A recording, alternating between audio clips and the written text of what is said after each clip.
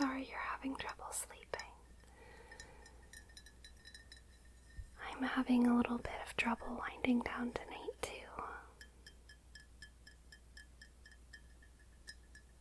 But I made some tea for myself, and I have this little rice ball plushie that I dug out from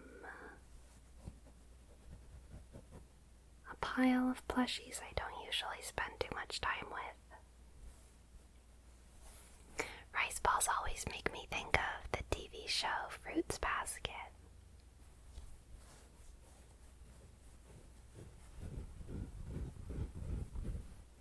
Which is a little bit old now, but there has been a reboot, so I should get on finishing that.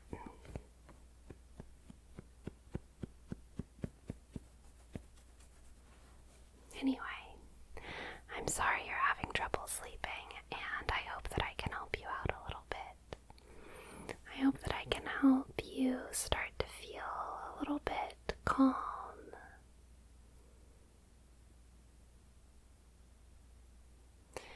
And like you can relax and settle down.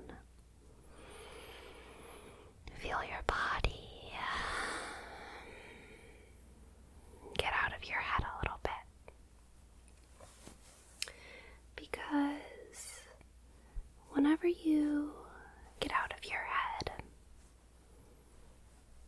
it can be a lot easier to realize just how cozy and comfy the world kind of just is by itself.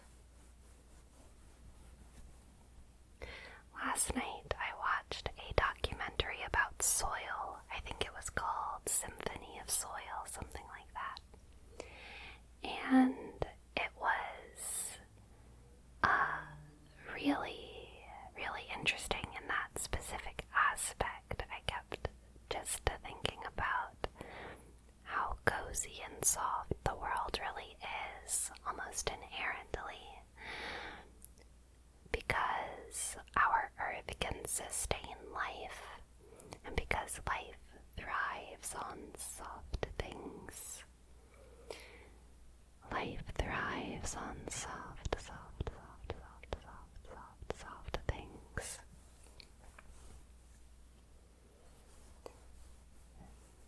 The world is kind of cushy and comfy and cozy and soft. The earth beneath us is squishy and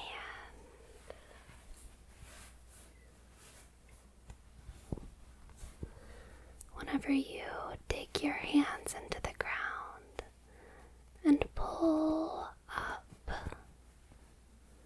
what you get is soft earth that your feet were designed to balance on just perfectly, that your hands were designed to dig into perfectly easily. We're not just designed to be good at feeling the earth and smelling the earth and sensing the earth. We're designed to love doing it because the more we want to spend time with the earth, the more we usually end up spending time on the earth long enough for natural selection to do its thing, you know? We're designed to love it, and we're designed to live it. And soil is soft and cushy and comfy and cozy, and even the color of it, you know? It's not too abrasive. It's just brown. I didn't really intend to talk about soil this long. I guess I was more impacted by that documentary than I realized. It was a very good documentary.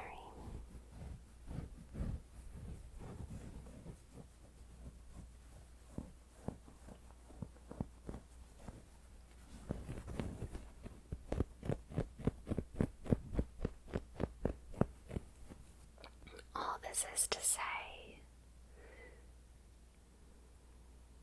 that the world is soft and the world is ready for you to settle down into it, to sink into it, to rest your heavy eyelids. Rest your eyelids, because they're heavy and they're designed to close onto the soft air, to close up like the earth closes up over roots, over holes. And just like how when the water goes through the soil, it filters out sediments and minerals until all that's left is soft, soft, soft, soft, soft, soft, soft, soft, organic matter. That's what sleep can do for you. It can filter out all of the dense, hard things. It can filter out the anxiety. It can filter out the things on your list that are still left to do. The sleep will filter out the tension in your body and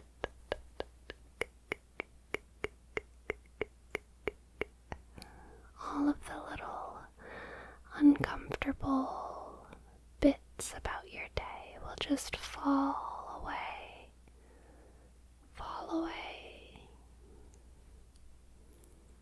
and then all that's left will be sleep and rest and soft bliss for your slumber.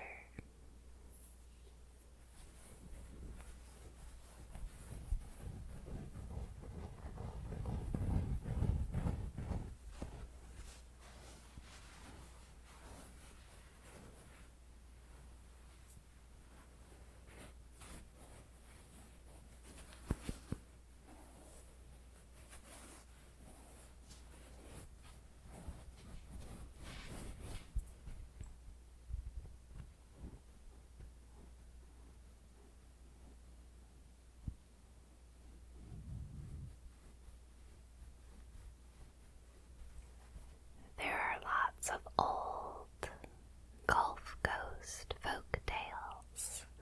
I don't know how far north they go, the stories. I imagine that they go as far north as the Spanish moss goes. But I'm not sure how far north that goes either. For those of you who don't know, Spanish moss is, I think it's actually a type of fungus, but it looks like moss. And it drapes over a lot of trees in the southeast US. It's kind of a grayish-brown color, and it's heavy. It's quite common for kids to play with it, make ropes out of it. It fades into the background once you're used to it.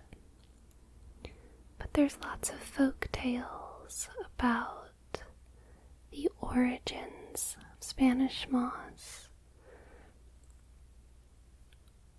The one I remember in particular had to do with a mother and a baby who were running away from the cold in the dark in the forest. And the mom was praying to the moon, asking, saying she'd give anything to save her baby in the cold. And her wish was granted. In the morning, the mom had died, giving her life to her kid, but in order to save the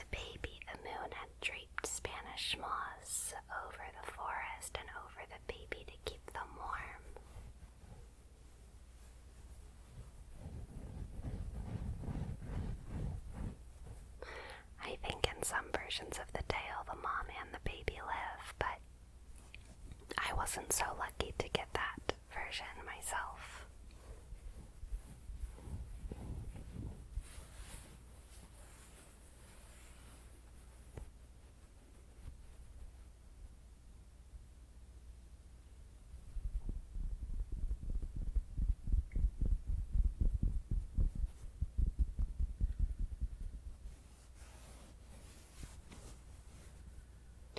Whenever I heard that tale, I always imagined the moonlight streaming through the swamps at night, casting blue-white shadows,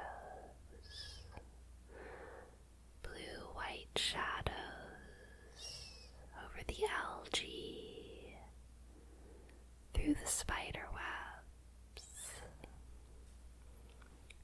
through the gnarled cypress knees in the bog.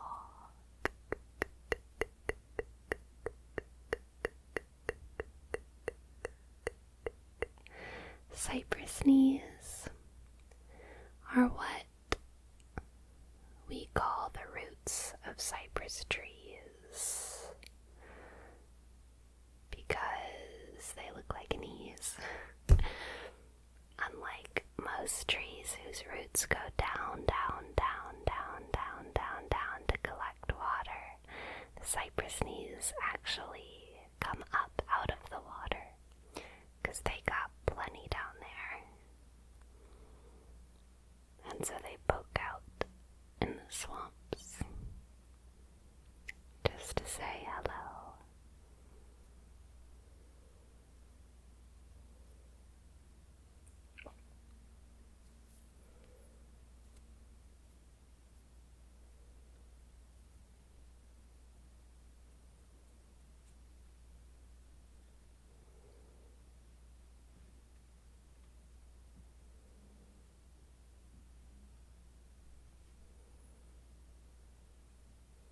Swamps, like dreams, can be a very magical place. A very mystical place full of strange encounters, beautiful sights and sounds and mysteries. An ecosystem that is tight, you know. Everything has a purpose in the swamp. The way the spiders spin their webs, the way the frogs call in the night, the times of day that different fish come out, and the alligators come out, and the ducks come out. Everything has a reason for being exactly the way it is, because it is a very, very thoroughly established ecosystem. And our bodies are like that too, you know.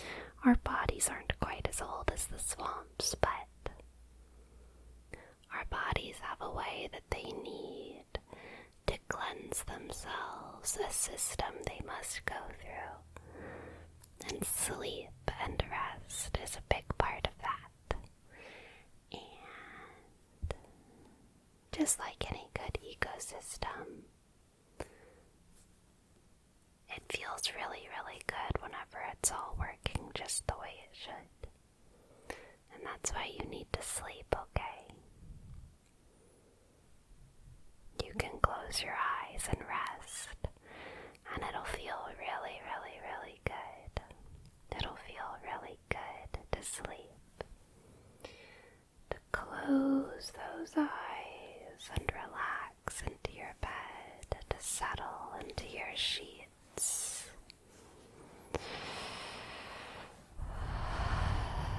To feel the day start to wash away. To feel everything start to disappear, except for comfort and calm, calm, calm, calm,